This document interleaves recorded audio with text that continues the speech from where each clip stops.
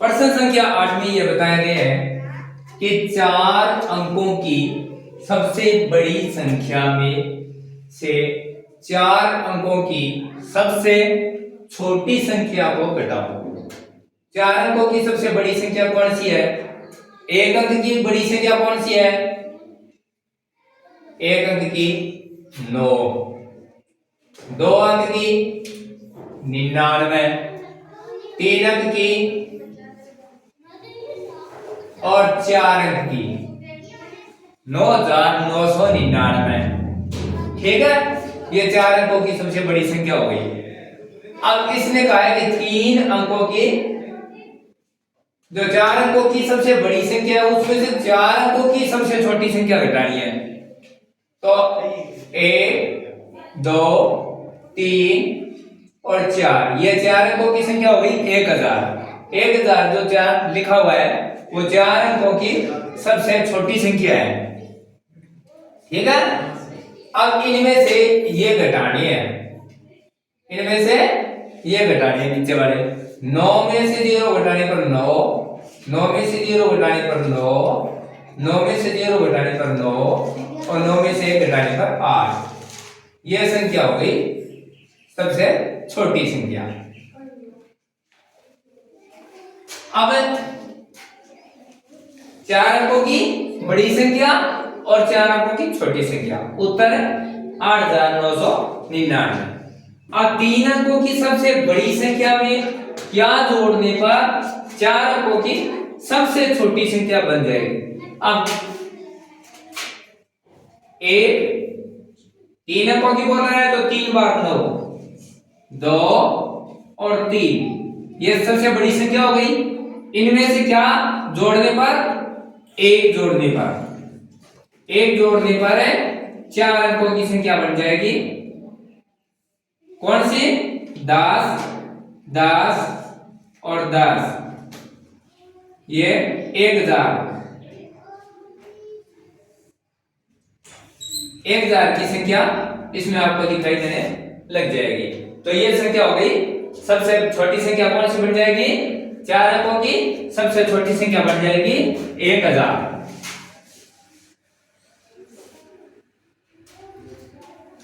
एक 2 3 minus plus 1 बराबर 1000, ऐसे भी लिख सकते हैं।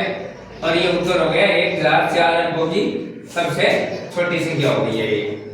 अब आगे लिखा हुआ है हल कीजिए, ऐसे गोल चक्कर में दे देंगे। उसमें 8 प्लस का चिन्ह दिया हुआ है तो आपको जोड़ना है ये संख्या। अगर माइनस का चिन्ह दिया है यहाँ तो ये संख्या घटाना है। तो 8 में 2 जोड़ने पर कितने होते हैं? 8 2 10। इसमें लिखा हुआ है 8 3 कितने होते हैं? 8 के बाद 3 गिनने हैं, 8 9 10 11, तो यहाँ लिखना है 11।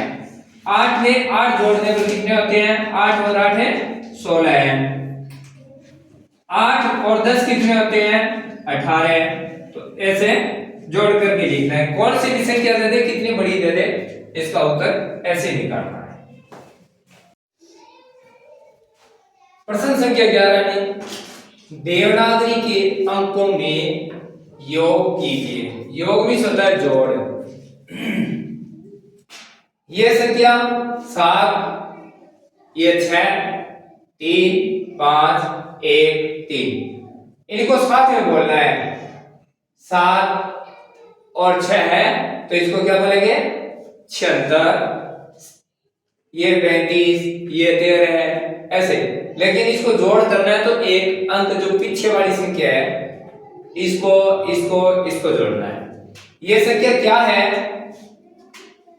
ये 6 5 3, इनको ऐसे आप लिख सकते हो, अलग ऐसे लिख करके भी आप कर सकते हो। तो हम ये 6 वाली संख्या, 6 और 5 कितने होते हैं? 6 और 5 11, 12 है, 13 है, 14 है। अब इसमें ऐसे 4 आ गया और यहां पर 1 आ गया कैरी में। अब फिर 7 और 1 8, 9 10 11, 1 12 है, तो ऐसे 12 है। 124 उत्तर आ गए। अब यहां 6 और 3 9 और 8 कितने होते हैं? 17 है। 17 7 कैसे लिखा जाता है? ऐसे ऐसे, और एक हासिल यहां आ जाएगी। अब 4 1 5 2 7 8 9 9 कैसे लिखा जाता है? ऐसे ऐसे त्रिशूल की तरह, ठीक है, ऐसे त्रिशूल की तरह 9। 97 उत्तर हो जाएंगे। इसको 2 5 7 और 5 12 है, 12 है 2 और 1 यहां पर कैरी में चला जाएगा। अब 8 और 1 9 9 और 6 कितने होते हैं? 15 है। 15 और 7 कितने होते हैं? 22। तो ये ऐसे लिखेंगे। ऐसे भी जोड़ सकते हैं 8 6 7 फिर 2 बार में जोड़ देंगे। इनको जोड़ने पर उत्तर आते हैं 222। इस प्रकार से जोड़ करते हैं, उसी प्रकार से हम बाकी भी कर सकते हैं जिसे घटाव कहते हैं। इसमें भी ये 7 की संख्या में से क्या घटाना है? 3। कितने बचेंगे? 4। तो ऐसे 4 लिखेंगे।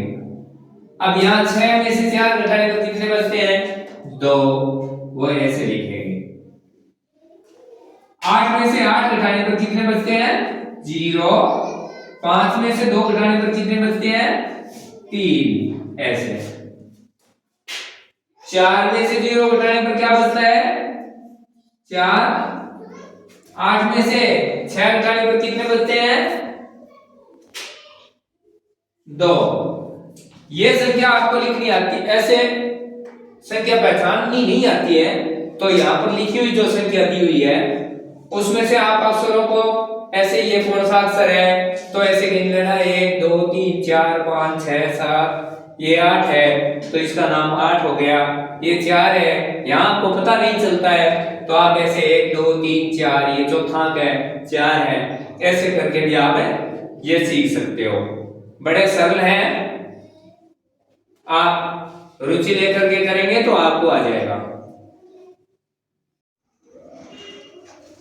प्रश्न नंबर 13, इसमें क्या दिया हुआ है कि विन्नू ने 315 रुपए में या 315 रुपए में क्या खरीदा? 315 रुपए में एक स्टोव खरीदा और 126 रुपए में एक भगोना खरीदा।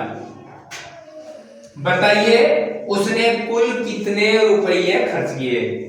तो कुल का मतलब आपको बताया कि आप जोड़ तभी करना है जब उसमें कुल पूछा हो। तो इसने दोनों का साथ में पूछा है कि इसने इतने रुपए का स्टोव खरीद लिया और इतने रुपए में इसने भगोना खरीद लिया। तो हम क्या करेंगे, सबसे पहले ये है 315 रुपए, एक स्टोव खरीदा 315 रुपए में, तो ये 315 रुपए पहले लिख लिए। भगोना खरीदा तो भगोना कितने में खरीदा? 126 में, तो 126 लिख लिए।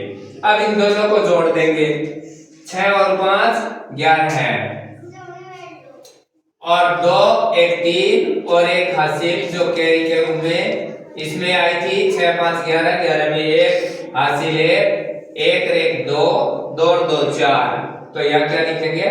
4। ये 3 और एक कितने होते हैं? 4, तो यहाँ भी लिखेंगे 4। 441 रुपए कुल कितने खर्च किए? 441 रुपए। राधा ने कुल 500 कागज की थैलियां बनाई। दीपू ने उसमें से 269 थैलियां किराना व्यापारी के दे दी।